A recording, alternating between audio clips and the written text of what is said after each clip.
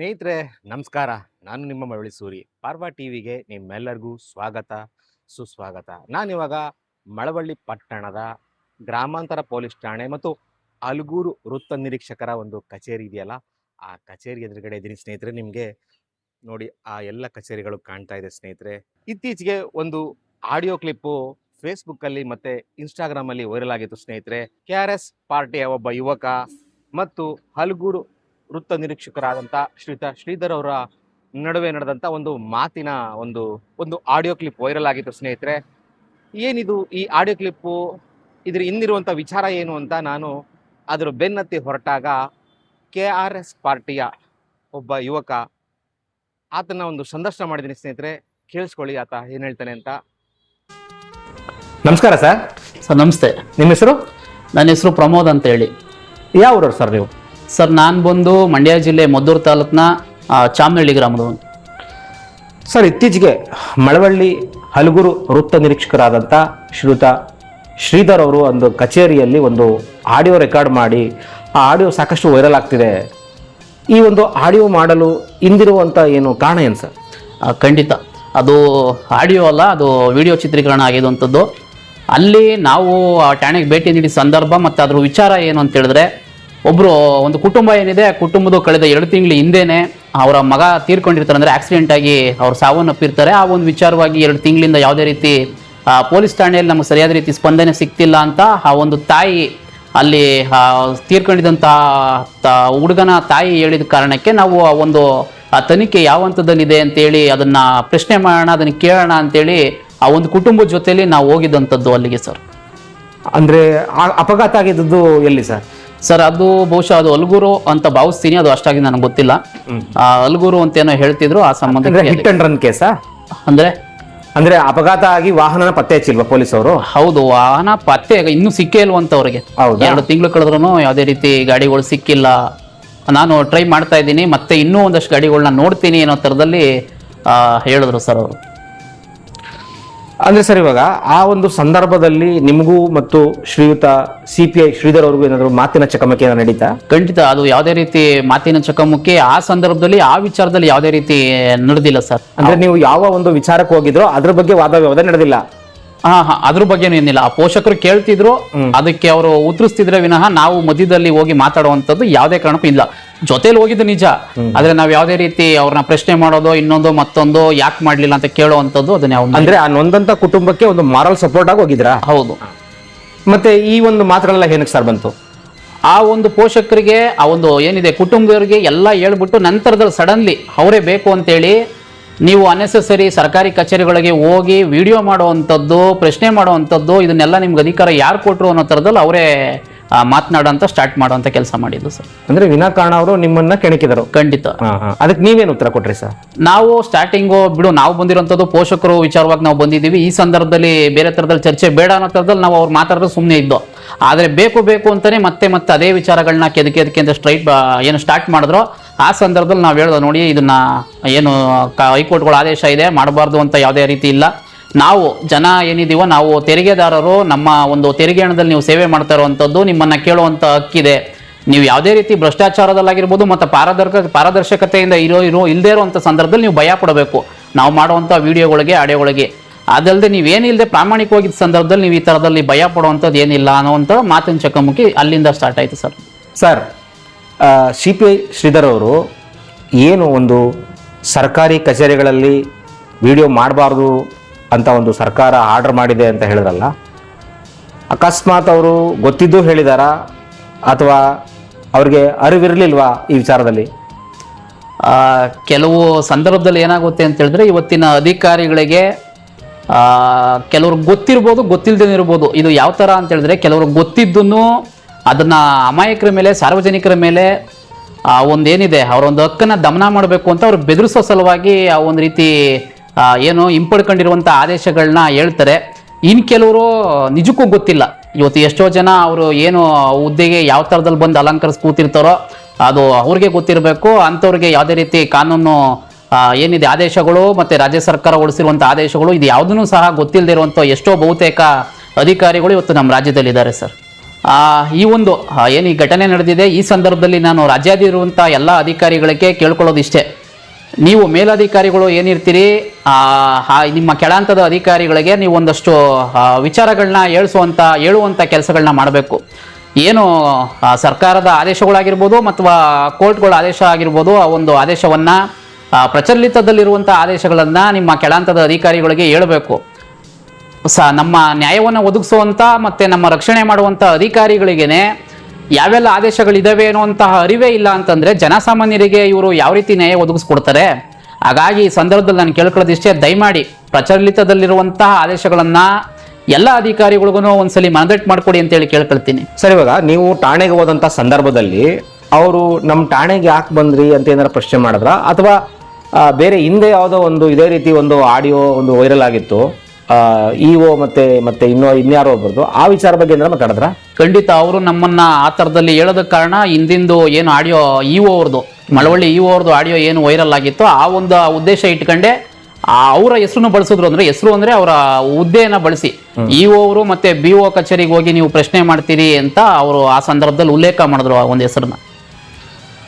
Okay sir, ಈಗ ನೀವು ಈ ಒಂದು KRS ಪಾರ್ಟಿಗೆ ಸೇರಿದ ಮೇಲೆ ನಿಮ್ಮ ವೈಯಕ್ತಿಕ ಜೀವನಗಳ ಮೇಲೆ ಏನಾದರೂ ಪರಿಣಾಮ ಬೀರ್ತಿದೆಯಾ, ಅಥವಾ ಈಗ ನಿಮ್ಮ ದುಡಿಮೆ ಮೇಲೆ ಏನಾದರೂ ಪರಿಣಾಮ ಬೀರ್ತಿದೆಯಾ ಸರ್ ಇದು? ಒಂದು ರೀತಿಯಲ್ಲಿ ಯೋಚನೆ ಮಾಡಬೇಕು ಅಂತ ಹೇಳಿದ್ರೆ ದುಡಿಮೆ ಮೇಲೆ ಪ್ರಭಾವ ಬೀರ್ತಿದೆ ವಿನಃ ನನ್ನ ವೈಯಕ್ತಿಕ ಜೀವನದ ಮೇಲೆ ಯಾವುದೇ ರೀತಿ ಇಲ್ಲ. ಸಮಾಜದಲ್ಲಿ ನಾನು ಸಹ 4 ಜನರಂತೆ ಏನಿವತ್ತು ದುಡ್ಡಿರುವಂಥವನ್ನ ಯಾವ ರೀತಿ ಈಗ MLA ಆಗಿರ್ಬೋದು MP ಆಗಿರ್ಬೋದು ಯಾವ ರೀತಿಲಿ ಜನ ನೋಡ್ತಾರೋ ಅದಕ್ಕಿಂತ 2 ಪಟ್ಟು ಹೆಚ್ಚಾಗಿ ನನ್ನನ್ನು ಭಾವಿಸ್ತಿದ್ದಾರೆ. ಯಾಕೆಂದ್ರೆ ಅವರು ಒದಗಿಸ್ಕೊಡದೇ ಇರುವಂಥ ಎಷ್ಟೋ ಕೆಲಸಗಳನ್ನ ನಾವು ಮಾಡಿಸಿದ್ದೀವಿ. ಉದಾಹರಣೆಗೆ ತಗೊಳ್ಬೇಕು ಅಂದರೆ ಮದ್ದೂರು KSRTC ಬಸ್ ಸ್ಟ್ಯಾಂಡ್ ಮುಂಭಾಗದಲ್ಲಿ 2 MLAಗಳನ್ನ ನೋಡಿದ್ದಾರೆ. ಆ ಒಂದು ವಿಚಾರಕ್ಕೆ ಏನಂದ್ರೆ ಬಸ್ ಸ್ಟ್ಯಾಂಡ್ ಮುಂಭಾಗ ಇದ್ದಂಥ ಒಂದು ಕೊಳಚೆ ನೀರು ಹರಿಯುವಂಥ ಒಂದು ಜಾಗವನ್ನ 2 MLA ಬಂದ್ರು ಮಾಡೋಕ್ಕಾಗದೇ ಇರುವಂಥದ್ದನ್ನ ನಿರಂತರ ಹೋರಾಟ ಮಾಡಿ KRS ಪಕ್ಷ ಮಾಡಿದೆ. ಹಾಗಾಗಿ ಜನಾಭಿಪ್ರಾಯ ನಮ್ಮ ಮೇಲೆ ಬಹಳ ತುಂಬಾ ಇದಿದೆ, ಪ್ರೀತಿ ಇದೆ, ವಿಶ್ವಾಸ ಇದೆ. ಸರ್, KRS ಪಾರ್ಟಿಗೆ ಸೇರಿ ಎಷ್ಟು ವರ್ಷ ಆಯ್ತು ಸರ್ ನೀವು? ಸರ್, ನಾನು ಸೇರಿ 4 ವರ್ಷ ಆಯಿತು ಸರ್. ಈ 4 ವರ್ಷಗಳ ಒಂದು ಈ KRS ಪಾರ್ಟಿಯ ಒಂದು ಈ ಹೋರಾಟದ ಜೀವನ ನಿಮಗೆ ಸಂತೃಪ್ತಿ ತಂದಿದೆಯಾ? ಖಂಡಿತ ಖಂಡಿತ ಹೌದು. ನಿಮ್ಮ ವಯಸ್ಸೆಷ್ಟು ಸರ್? ಸರ್, ನನಗೆ 28 ವರ್ಷ. ಮದುವೆ ಆಗಿದ್ದೀರಾ? ಇಲ್ಲ ಸರ್. ಈಗ ನಿಮ್ಮ ಒಂದು ಮಂಡ್ಯ ಜಿಲ್ಲೆ ಜನತೆಗೆ ಅಥವಾ ನಿಮ್ಮ ತಾಲೂಕಿನ ಜನತೆಗೆ, ಯುವಕರಿಗೆ ಏನಾದರೂ ಹೇಳಲಿಕ್ಕೆ ಇಷ್ಟಪಡ್ತೀರಾ? ಖಂಡಿತ ಸರ್. ನಾನು ಈ ಸಂದರ್ಭದಲ್ಲಿ KRS ಪಕ್ಷದ ಮಂಡ್ಯ ಜಿಲ್ಲಾ ಯುವ ಘಟಕದ ಅಧ್ಯಕ್ಷನಾಗಿ ಯುವಕರಿಗೆ ವಿಶೇಷವಾಗಿ ನಾನು ಹೇಳೋದಕ್ಕಿಷ್ಟೇ, ಇವತ್ತಿನ ಒಂದು ಸಂದರ್ಭ ಏನಿದೆ ಇದು ಮುಂದಿನ ದಿನಗಳಲ್ಲಿ ಒಂದು ಅಧೋಗತಿಗೆ ತಳ್ಳುವಂತಹ ಒಂದು ವ್ಯವಸ್ಥೆ ಇದೆ. ಅದನ್ನು ಹೋಗಲಾಡಿಸೋದಕ್ಕೆ ನಾವು ನೀವೆಲ್ಲ ಕೈ ಜೋಡಿಸ್ಬೇಕಾಗಿದೆ. ಈ ಸಮಾಜದಲ್ಲಿ ಏನೆಲ್ಲ ಅಕ್ರಮಗಳನ್ನ ಅನ್ಯಾಯವನ್ನ ಮಾಡ್ತಾ ಇರುವಂತಹ ಪ್ರಶ್ನೆ ಮಾಡಬೇಕಾಗಿದೆ. ಪವಿತ್ರವಾದ ರಾಜಕೀಯವನ್ನ ಹುಟ್ಟಾಕಬೇಕಾಗಿದೆ. ಅದನ್ನ ಈ JDS, ಕಾಂಗ್ರೆಸ್, BJP ಅವರು ಯಾವ ನಾಯಕರು ಸಹ ಒಂದು ಮಕ್ಕಳಲ್ಲಿ ಮತ್ತೆ ಯುವಕರಲ್ಲಿ ಆ ಒಂದು ಗ್ರಾಮದ ಪಕ್ಷದ ಬೆಂಬಲಿಗರಲ್ಲಾಗಿರ್ಬೋದು ಇವು ನಾಯಕತ್ವವನ್ನು ತುಂಬುವಂಥ ಗುಣಗಳು ಅವರಲ್ಲಿಲ್ಲ. ಹಾಗಾಗಿ ನೀವು ನಮ್ಮ ಪಕ್ಷಕ್ಕೆ ಬರ್ತಿರೋ ಅಥವಾ ನೀವೇ ಸ್ವಯಂ ಪ್ರೇರಿತವಾಗಿ ನೀವೇ ಚುನಾವಣೆಯಲ್ಲಿ ಸಂದರ್ಭಿಸ್ತಿರೋ ಅದು ನನಗೆ ಗೊತ್ತಿಲ್ಲ. ಆದರೆ ದಯಮಾಡಿ ಪವಿತ್ರ ರಾಜಕಾರಣವನ್ನು ಹುಟ್ಟಾಕಬೇಕು ಅಂತೇಳಿ ನಾನು ಈ ಸಂದರ್ಭದಲ್ಲಿ ಕೇಳ್ತೀನಿ. ಮತ್ತು ಮಂಡ್ಯ ಜಿಲ್ಲೆಯ ಎಲ್ಲ ತಾಲೂಕು ಮತ್ತು ಎಲ್ಲ ಸಾರ್ವಜನಿಕರಲ್ಲಿ ನಾನು ಈ ಸಂದರ್ಭದಲ್ಲಿ ಕೇಳ್ತೀನಿ, ದಯಮಾಡಿ ಬೆಂಬಲಿಸಿ, ಒಳ್ಳೆಯವ್ರನ್ನ ಬೆಂಬಲಿಸಿ. ಸರ್, ಇವಾಗ ನಮ್ಮ ದೇಶದಲ್ಲಿ ರಾಜಕಾರಣ ಇರ್ಬೋದು ಅಥವಾ ಅಧಿಕಾರಿ ವರ್ಗ ಇರ್ಬೋದು, ಜವಾನನಿಂದ ಹಿಡಿದು ದಿವಾನನವರೆಗೂ ಭ್ರಷ್ಟರಾಗಿ ಕೂತಿದ್ದಾರೆ. ಇದಕ್ಕೆ ಮುಖ್ಯ ಕಾರಣ ಏನು ಸರ್? ಖಂಡಿತ ನೀವು ಹೇಳಿದ್ದು ಬಹಳ ಉತ್ತಮವಾದ ಪ್ರಶ್ನೆ. ಇದು ಎಲ್ಲ ಸಾರ್ವಜನಿಕರು ಇದನ್ನ ಗಮನ ಹರಿಸಬೇಕು ಮತ್ತು ಅವ್ರ ಜೀವನದಲ್ಲಿ ಅನ್ವಯಿಸ್ಕೊಳ್ಬೇಕು. ಈ ರೀತಿ ಭ್ರಷ್ಟಕೂಟದಲ್ಲಿ ಸಮಾಜ ಅಂದರೆ ಸಿಲುಕಿರೋದಕ್ಕೆ ಮೂಲತಃ ಕಾರಣ ನಾವೇ, ಜನರೇ. ಯಾವ ರೀತಿಯಲ್ಲಿ ಅಂತ ಹೇಳಿದ್ರೆ, ಚುನಾವಣಾ ಸಂದರ್ಭದಲ್ಲಿ ನಮ್ಮ ಮನೆ ಬಾಗಿಲಿಗೆ ಬರುವಂತಹ ಒಬ್ಬ ಅಭ್ಯರ್ಥಿ ಏನಿರ್ತಾನೆ ಅವನಿಂದ ನಾವು ಹಣ ಪಡಿತೀವಿ. ನಾವು ಏನಿದೆ ನಮ್ಮ ಹಕ್ಕನ್ನು ನಾವು ಮತವನ್ನು ಹಾಕೋದಕ್ಕೆ, ನಾವು ಮತವನ್ನು ಮಾರಾಟ ಮಾಡೋದಕ್ಕೆ ಒಂದು ಓಟಿಗೆ 2,000 ಪಡೆಯುವಂಥದ್ದು, ಮತ್ತೆ ಕೋಳಿ, ಬಟ್ಟೆ, ಕುಕ್ಕರು, ನಿಕ್ಕರು ಈ ರೀತಿಯ ಒಂದು ರಾಜಕಾರಣವೇ ರಾಜ್ಯದಲ್ಲಿ ಮುಖ್ಯ ಭ್ರಷ್ಟಾಚಾರಕ್ಕೆ ಎಡೆ ಮಾಡಿಕೊಟ್ಟಿದೆ. ಸರ್, ಇನ್ನೂ ಒಂದು ಮಾತು ಒಂದು 20-30 ವರ್ಷಗಳ ಅಥವಾ 45 ವರ್ಷಗಳಿಂದನೂ ಚಾಲ್ತಿರಿದೆ, ಒಳ್ಳೆಯವರು ರಾಜಕಾರಣಕ್ಕೆ ಬರ್ತಾ ಇಲ್ಲ ಅಂತ. ಇದ್ರ ಬಗ್ಗೆ ಏನು ಹೇಳ್ತೀರಾ? ಅಲ್ಲ, ಖಂಡಿತ ಅದೇನಾಗುತ್ತೆ ಅಂತ ಹೇಳಿದ್ರೆ, ಈಗ JDS, ಕಾಂಗ್ರೆಸ್, BJPನೇ ಒಂದು ಅಪ್ಪ ಹಾಕದ ಆಲ್ದ ಮರ ಅಂತೇಳಿ ಜನ ಭಾವಿಸಿರೋದ್ರಿಂದ ಅಲ್ಲಿಗೆ ಬರುವಂಥವ್ರು ಒಂದು ಹಣ ಬಲ ಇರುವಂಥವ್ರು ಇಲ್ಲ ಯಾರೋ ರಾಜಕೀಯದ ಒಂದು ಬೆಂಬಲ ಇರುವಂಥವ್ರೆ ಅಲ್ಲಿಗೆ ಬಂದು ಸಿಲುಕ್ತಾ ಇರೋದ್ರಿಂದ ಜನಗಳ ಅಭಿಪ್ರಾಯ ಆ ಥರದಲ್ಲಿದೆ. ಆದರೆ ಖಂಡಿತ ಅದು ಸುಳ್ಳು. ಈ ಒಂದು ಎಡೆಯಲ್ಲಿ ಬರುವಂಥವ್ರು ನಾವು ನಮ್ಮನ್ನ ಯಾವುದೇ ಒಂದು ಮಾಧ್ಯಮಗಳಾಗಲಿ ಮತ್ತು ಪತ್ರಿಕೋದ್ಯಮಗಳಲ್ಲಾಗಲಿ ಒಂದು ಅಷ್ಟಾಗಿ ಹೆಚ್ಚಾಗಿ ವರದಿ ಮಾಡದೇ ಇರೋದ ಕಾರಣದಿಂದ ಆ ಜನಕ್ಕೆ ಆ ಥರ ಅನ್ನಿಸ್ತಿದೆ. ಆದರೆ ಖಂಡಿತವಾಗಿಯೂ JDS ಕಾಂಗ್ರೆಸ್ಸು BJP ಪಕ್ಷನ ಹೊರತುಪಡಿಸಿದ್ರೆ ಮತ್ತೆಲ್ಲ ಪಕ್ಷದಲ್ಲೂ ಪ್ರಾಮಾಣಿಕರು ಚುನಾವಣೆಯಲ್ಲಿ ಸ್ಪರ್ಧಿಸ್ತಿದ್ದಾರೆ ಮತ್ತು ಪ್ರಾಮಾಣಿಕ ವ್ಯಕ್ತಿಗಳಿದ್ದಾರೆ ಸರ್. ಸರ್, ಈಗ ಒಂದು ವ್ಯವಸ್ಥೆ ಹಾಳಾಗ್ಲಿಕ್ಕೆ ದೀರ್ಘಕಾಲ ಸಮಯನೂ ತಗೊಂಡಿದೆ ನಮ್ಮ ದೇಶದಲ್ಲಿ. ಖಂಡಿತ. 1947ರಿಂದ ಲೆಕ್ಕ ಹಾಕಂದ್ರೆ ಈಗ ಒಂದು ಉತ್ತಮವಾದ ವ್ಯವಸ್ಥೆ ಬರಬೇಕು ಅಂತಂದ್ರೆ ಅದು ಇನ್ಸ್ಟಂಟ್ ಆಗಿ ಬರುತ್ತಾ ಅಥವಾ ದೀರ್ಘಕಾಲ ಸಮಯ ತಗೊಳುತ್ತಾ ಸರ್? ಇಲ್ಲ, ಅದು ಜನಗಳ ಮೇಲೆ ನಿರ್ಧಾರ ಆಗುತ್ತೆ ಸರ್. ಜನ ನಾನು ಯಾವ ರೀತಿ ಇರಬೇಕು, ಸಮಾಜದಲ್ಲಿ ಹೇಗಿರಬೇಕು, ನನ್ನ ಹಕ್ಕೇನು, ಪ್ರಜಾಪ್ರಭುತ್ವದ ಮೂಲ ಏನು ಅನ್ನೋಂಥದ್ದನ್ನ ಅರ್ಥ ಆಗಲೇ ಜನಗಳಿಗೆ ಅದು ಈ ಒಂದು ವ್ಯವಸ್ಥೆ ಬದಲಾಯಿಸೋದಕ್ಕೆ ಬಹಳ ಸುಲಭವಾಗುತ್ತೆ. ಸರ್, ಇವಾಗ ಇನ್ನೂ ಒಂದಷ್ಟು ಅಧಿಕಾರಿ ವರ್ಗಗಳು, ಪೊಲೀಸರು ಇರ್ಬೋದು ಅಥವಾ ಸಾರ್ವಜನಿಕ ಸೇವೆಯಲ್ಲಿರುವಂಥ ಅವರು ಅವಾಗ ಒಂದು ಮಾತು ಹೇಳ್ತಾ ಇರ್ತಾರೆ, ನಮ್ಮನ್ನು ಪ್ರಶ್ನೆ ಮಾಡೋ ಅಧಿಕಾರ ಇಲ್ಲ, ನೀವು ಸೋಷಿಯಲ್ ಮೀಡಿಯಾದಲ್ಲೂ ಕೂಡ ಏನು ಅಪ್ಲೋಡ್ ಮಾಡಂಗಿಲ್ಲ, ನೀವು ನಮ್ಮ ಬಗ್ಗೆ ಮಾತಾಡಂಗಿಲ್ಲ ಅಂತ ಹೇಳ್ತಾರೆ ಸರ್. ಇದ್ರ ಬಗ್ಗೆ ನಿಮ್ಮ ಅಭಿಪ್ರಾಯ ಏನು ಸರ್? ಆ ಅಧಿಕಾರಿಗಳಿಗೆ ಅದನ್ನ ಹೇಳಿರೋರು ಯಾರು? ಅದು ಏನು ರಾಜ್ಯ ಸರ್ಕಾರ ಕೆಲವೊಂದು ಸಂದರ್ಭದಲ್ಲಿ ಅವರು ಮಾಡುವಂಥ ಭ್ರಷ್ಟಾಚಾರ ಏನಿದೆ ಅದನ್ನ ನಾವು ಎಲ್ಲಿ ಎತ್ತಿಡಿತೀವೋ ಅನ್ನೋಂಥ ಒಂದೇ ಒಂದು ಭಯದಕ್ಕೋಸ್ಕರ ಅವರು ಒಂದು ಸುತ್ತೋಲೆಯನ್ನು ಹೊರಡಿಸ್ತಾರೆ. ಯಾವುದೇ ರೀತಿ ಖಾಸಗಿ ವ್ಯಕ್ತಿಗಳು ಸರ್ಕಾರಿ ಕಚೇರಿಗಳಲ್ಲಿ ವಿಡಿಯೋ ಚಿತ್ರೀಕರಣ, ಆಡಿಯೋ ಮಾಡೋದಾಗಲಿ, ಫೋಟೋ ಆಗಲಿ ತೆಗಿಬಾರ್ದು ಅಂತೇಳಿ. ಆದರೆ ಪ್ರಾಮಾಣಿಕರು ಜನರಿದ್ದಾರೆ. ಈಗ ಒಂದು ಸತ್ಯ ಏನಿದೆ, ನ್ಯಾಯ ನೀತಿ ಧರ್ಮವನ್ನು ಎತ್ತಿಡಿಬೇಕು ಅನ್ನೋಂತಹ ನೂರಾರು ಜನ, ಲಕ್ಷಾಂತರ ಜನ ಪ್ರಜೆಗಳು ಅದನ್ನು ವಿರೋಧ ವ್ಯಕ್ತಪಡಿಸೋದ ಕಾರಣಕ್ಕೆ ಡೇಟು 15/7/2022 ಅದನ್ನು ಸರ್ಕಾರ ಹಿಂಪಡೆದುಕೊಳ್ಳುತ್ತೆ. ಏನು ಆದೇಶ ಮಾಡಿರುತ್ತೋ ಅದನ್ನು ಹಿಂಪಡೆದುಕೊಳ್ಳುತ್ತೆ. ಸರ್, ಇತ್ತೀಚೆಗೆ ಒಂದು 2-3 ತಿಂಗಳಲ್ಲಿ ನಾನು ನಮ್ಮ ರಾಜ್ಯದ ಗೃಹ ಮಂತ್ರಿಯಾದಂಥ ಶ್ರೀಯುತ G. ಪರಮೇಶ್ವರ್ ಅವರು ಒಂದು ಮೌಖಿಕ ಆದೇಶ ಮಾಡ್ತಾರೆ ಸರ್. ಈ ಥರ ಯಾವುದೇ ಸರ್ಕಾರಿ ಕಚೇರಿಗಳಿರಲಿ, ಪೊಲೀಸ್ ಇಲಾಖೆಗಳಿಗಾಗಲಿ ಎಲ್ಲೂ ಕೂಡ ನೀವು ವಿಡಿಯೋ ಮಾಡೋಂಗಿಲ್ಲ, ಅದರಲ್ಲೂ ಮುಖ್ಯವಾಗಿ ಸ್ಪೆಸಿಫಿಕ್ ಆಗಿ ನಿಮ್ಮ ಪಾರ್ಟಿನೇ ಅವರು ಉಲ್ಲೇಖ ಮಾಡಿ ಹೇಳ್ತಾರೆ. ಆ ಸಮಯದಲ್ಲಿ ಏನಾದರೂ ಒಂದು ಆದೇಶ ಏನಾರು ಹೊರಡಿಸಿದಾರಾ ಸರ್ಕಾರದಿಂದ? ಇಲ್ಲ, ಅದು ಏನಾಗುತ್ತೆ ಅಂತ ಹೇಳಿದ್ರೆ, ಈ ಹಿಂದೆ ಏನು ನಾವು ಅಧಿಕಾರಿಗಳನ್ನ ಪ್ರಶ್ನೆ ಮಾಡುವಂಥ ಸಂದರ್ಭದಲ್ಲಿ ಅದು KRS ಪಕ್ಷದ ಹೆಸರನ್ನ ಉಲ್ಲೇಖ ಮಾಡ್ತಾರೆ ಅಂತ ಹೇಳಿದ್ರೆ ನಾವು ಪ್ರಶ್ನೆ ಮಾಡ್ತೀವಿ ಅನ್ನೋದು ಒಂದು ಬಿಟ್ಟರೆ, ಆ ಒಂದು ಆದೇಶದ ಹಿನ್ನೆಲೆಯನ್ನು ತಗೊಳ್ತು ಅಂತಂದರೆ ಏನು ಅಧಿಕಾರಿಗಳಿಗೆ ನಾವು ಕರ್ತವ್ಯಕ್ಕೆ ಅಡ್ಡಿಪಡಿಸ್ತೋ ಆ ಥರದಲ್ಲಿ ಅದು ಬರೀ KRS ಪಕ್ಷ ಹೆಸರಷ್ಟೇ. ನಾವು ಪ್ರಶ್ನೆ ಮಾಡೋಂಥ ಸಂದರ್ಭದಲ್ಲಿ ಅದನ್ನು ಹಕ್ಕನ್ನು ದಮನ ಮಾಡಬೇಕು ಅನ್ನೋ ಒಂದು ಸಲುವಾಗಿ ಮಾತ್ರ ಅದು ಆದೇಶ ಆಗಿದೆ. ಆದರೆ ಅದು ಸುಳ್ಳು, ಯಾವುದೇ ರೀತಿ ಆದೇಶಗಳಿಲ್ಲ. ನಿಮಗೆ ಗೊತ್ತಿದೆ, ಅಧಿಕಾರಿಗಳ ಕರ್ತವ್ಯಕ್ಕೆ ಅಡ್ಡಿಪಡಿಸ್ತಾರೆ ಅಂತ ಹೇಳಿದ್ರೆ ನಾವು ಅವ್ರ ಮೇಲೆ ಹಲ್ಲೆ ಮಾಡಿರಬೇಕು, ಇಲ್ಲ ಅವ್ರನ್ನ ಹಿಡಿದು ತಳ್ಳಾಡಿರುವಂಥದ್ದು, ಅವೇಚ ಶಬ್ದಗಳನ್ನ ಅದನ್ನ ಈ ರೀತಿಯಲ್ಲಿ ಓಲೈಕೆ ಮಾಡ್ಕೊಂಡಿದ್ದಾರೆ ವಿನಃ ಯಾವುದೇ ರೀತಿ ಆದೇಶಗಳಿಲ್ಲ. ಅಂದರೆ ಈ ಒಂದು ವಿಚಾರವಾಗಿ ಹಿಂದೆ ಯಾವ್ದಾರ ಆದೇಶ ಮಾಡಿದ್ರಾ? 2022ರಲ್ಲಿ ರಾಜ್ಯ ಸರ್ಕಾರ ಮಾಡಿರುವಂಥದ್ದು ವಿಡಿಯೋಗಳನ್ನ ಖಾಸಗಿ ವ್ಯಕ್ತಿಗಳು ಸರ್ಕಾರಿ ಕಚೇರಿಗಳಲ್ಲಿ ಮಾಡಬಾರ್ದು ಅಂತೇಳಿ ಆದೇಶ ಹೊರಡಿಸಿದ್ರು. ನಾನು ಮೊದಲೇ ಹೇಳ್ದಂಗೆ ಜನಗಳ ಒಂದು ಆಕ್ರೋಶಕ್ಕೆ ಅದನ್ನು ಆ ಕೂಡಲೇ ದಿನಾಂಕ 15/7/2022ರಲ್ಲೇ ಅದನ್ನು ಹಿಂಪಡೆದುಕೊಂಡ್ರು. ಯಾವುದೇ ರೀತಿ ಆದೇಶಗಳಿಲ್ಲ, ಮಾಡಬಾರ್ದು ಅಂತೇಳಿ ಯಾವುದೇ ರೀತಿ ಆದೇಶಗಳಿಲ್ಲ. ಓಕೆ ಸರ್, ಧನ್ಯವಾದ. ನಿಮ್ಮ ಜೊತೆ ಮಾತಾಡಿ ನಮಗೂ ಕೂಡ ಒಂದು ಸಮಾಜಕ್ಕೆ ಒಂದು KRS ಪಾರ್ಟಿ ಅಂತ ಒಂದು ಪಕ್ಷ ಬೇಕು ಅಂತ ಕೂಡ ನಾವು ಕೂಡ ಒಂದು ಸಹಮತ ವ್ಯಕ್ತಪಡಿಸ್ತೀವಿ. ಧನ್ಯವಾದ ಸರ್. ಧನ್ಯವಾದಗಳು ಸರ್.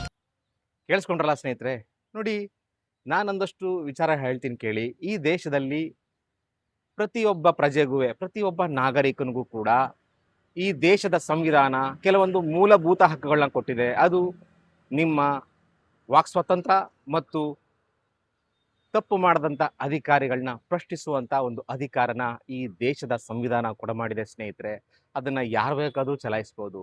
ಆದರೆ ಬಹುತೇಕ ಸರ್ಕಾರಿ ಕಚೇರಿಗಳಲ್ಲಿ ಪ್ರಜೆಗಳ ಹಕ್ಕುಗಳನ್ನ ಹತ್ತಿಕ್ ಬಿಡ್ತಾರೆ. ಅದರಲ್ಲೂ ಮುಖ್ಯವಾಗಿ ಪೊಲೀಸ್ ಠಾಣೆಗಳಲ್ಲಿ ಶ್ರೀಸಾಮಾನ್ಯ ಪ್ರಜೆಗಳಿಗೆ ತಮ್ಮ ಹಕ್ಕುಗಳನ್ನ ಏನು ಅಂತಲೇ ಗೊತ್ತಿರಲ್ಲ, ತಮ್ಮ ಮೂಲಭೂತ ಹಕ್ಕುಗಳೇನು ಅಂತ ಗೊತ್ತಿಲ್ಲದೇ ಸಾಕಷ್ಟು ಜನ ಶೋಷಣೆಗೊಳಗಾಗ್ತಾರೆ ಸ್ನೇಹಿತರೆ. ಆದರೆ ನೋಡಿ, ಈ ದೇಶ ಅದರಲ್ಲೂ ನೆಮ್ಮದಿಯಾಗಿದೆ ಅಂತಂದರೆ ಅದಕ್ಕೆ ಮುಖ್ಯ ಕಾರಣ ನಮ್ಮ ಸಂವಿಧಾನ.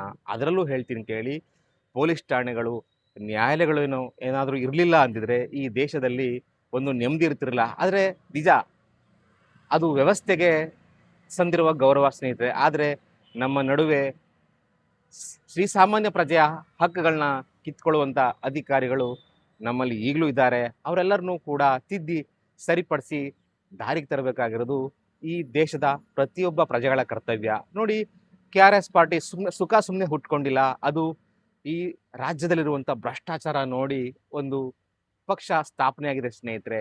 ಅದು ತಮ್ಮ ಬೀಜಗಳನ್ನ ಈಗ ಕರ್ನಾಟಕ ರಾಜ್ಯದ ಎಲ್ಲ ಜಿಲ್ಲೆಗಳು, ತಾಲೂಕುಗಳು, ಹೋಬಳಿ ಮಟ್ಟದಲ್ಲೂ ಕೂಡ ಬಿತ್ತುತ್ತಾ ಇದೆ ಸ್ನೇಹಿತರೆ. ಮುಂದೆ ಒಂದಲ್ಲ ಒಂದು ದಿನ ಅದಕ್ಕೆ ದೊಡ್ಡ ಮಟ್ಟದ ಒಂದು ಪ್ರತಿಫಲ ಸಿಕ್ಕೇ ಸಿಗುತ್ತೆ. ಆ ಬೀಜ ಗಿಡವಾಗಿ, ಮರವಾಗಿ ಬೆಳೆದು ಒಂದು ದೊಡ್ಡ ವೃಕ್ಷವಾಗಿ ಸಾಕಷ್ಟು ಭ್ರಷ್ಟಾಚಾರನ ಹತ್ತಿಕ್ಕುವಲ್ಲಿ ಖಂಡಿತ ಅದು ಒಂದು ದೊಡ್ಡ ಕೊಡುಗೆ ನೀಡುತ್ತೆ ಅನ್ನೋದ್ರಲ್ಲಿ ಯಾವುದೇ ರೀತಿಯ ಅನುಮಾನ ಇಲ್ಲ ಸ್ನೇಹಿತರೆ. ನಾನು ಪತ್ರಕರ್ತನಾಗಿ ಇದೇ ಒಂದು ಮಾರ್ಚ್ ತಿಂಗಳಿಗೆ 5 ವರ್ಷ ಆಯಿತು ಸ್ನೇಹಿತರೆ. ನೋಡಿ, ನನ್ನನ್ನು ಪತ್ರಕರ್ತ ಅಲ್ಲ ಅಂತಲೂ ಕೂಡ ಕೆಲವರು ಹೇಳ್ತಾರೆ. ಓಕೆ, ಅವರ ಒಂದು ಮರ್ಜಿಗೆ ಬಿಟ್ಬಿಡೋಣ. ನಾನು ಪತ್ರಕರ್ತನೇ ಅಲ್ಲ. ಈ ದೇಶದ ಪ್ರತಿಯೊಬ್ಬ ಪ್ರಜೆಗೂ ಒಂದು ಯೂಟ್ಯೂಬ್ ಚಾನಲ್ ಮಾಡುವಂಥ ಒಂದು ಕಾನೂನನ್ನು ಈ ದೇಶದ ಒಂದು ವ್ಯವಸ್ಥೆನೇ ಕೊಟ್ಟಿದೆ. ಮತ್ತು ಪ್ರತಿಯೊಂದು ಅನ್ಯಾಯನ ಖಂಡಿಸುವಂಥ ಎಲ್ಲ ಅಧಿಕಾರನೂ ಈ ದೇಶದ ಪ್ರತಿಯೊಬ್ಬ ಪ್ರಜೆಗೂ ಇದೆ ಸ್ನೇಹಿತರೆ. ನೋಡಿ, ಎಲ್ಲಿವರೆಗೂ ನೀವು ಪಕ್ಕದ ಮನೇಲಿ ದೇಶಭಕ್ತ ಹುಟ್ಟಲಿ, ಪಕ್ಕದ ಮನೆಯಲ್ಲಿ ಹೋರಾಟಗಾರ ಹುಟ್ಟಲಿ ಅಂತ ನೀವು ಜಪ ಮಾಡಿಕೊಂಡು ಸೋಂಬೇರಿಗಳಾಗಿ ನಿಮ್ಮ ಮನೇಲಿ ಔದ್ಕೊಂಡಿರ್ತೀರೋ, ಅಲ್ಲಿವರೆಗೂ ಈ ರಾಜ್ಯದಲ್ಲಿ, ಈ ದೇಶದಲ್ಲಿ ಭ್ರಷ್ಟಾಚಾರ ಪೀಕ್ ಲೆವೆಲ್ಗಿರುತ್ತೆ ಸ್ನೇಹಿತರೆ. ನೀವು ಯಾವತ್ತು ಜವಾಬ್ದಾರಿತ ನಾಗರಿಕನಾಗಿ ಪ್ರತಿಯೊಂದನ್ನು ಪ್ರಶ್ನೆ ಮಾಡಿ ಪ್ರತಿಯೊಂದು ಅನ್ಯಾಯನ ಖಂಡಿಸ್ತೀರಾ, ಅವತ್ತು ನಿಮಗೆ ನ್ಯಾಯ ಸಿಗುತ್ತೆ. ಅವತ್ತು ನಿಮಗೆ ಯಾರೂ ನಿಮ್ಮನ್ನು ಶೋಷಣೆ ಮಾಡೋಕ್ಕಾಗಲ್ಲ ಸ್ನೇಹಿತರೆ.